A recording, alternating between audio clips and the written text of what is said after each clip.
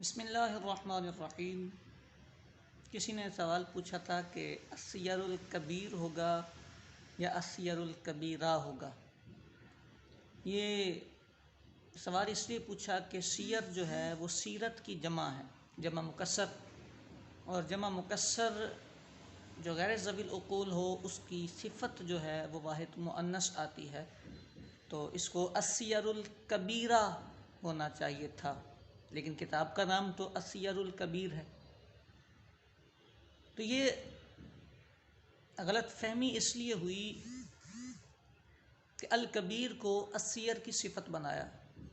الکبیر سیر کی صفت نہیں ہے، یہ پیچھے کتاب موصوف مضاف محذوف ہے، کتاب السیر الکبیر، اسی طرح کتاب السیر الصغیر، یہ کتاب کی صفت ہے، اسی لیے یہ مذکر استعمال ہوگا، السیر الکبیر اور السیر الصغیر۔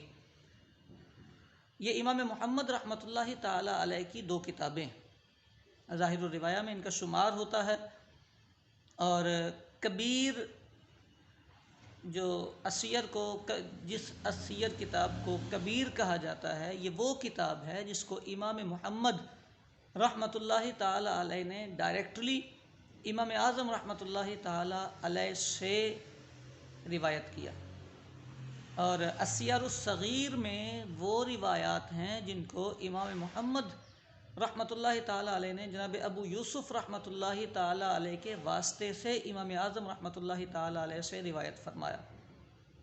تو یوں یہ کتاب کی صفت ہے، وہ سیر کی صفت نہیں ہے۔ یہ الکبیرہ نہیں پڑھا جائے گا، الکبیر ہی پڑھا جائے گا۔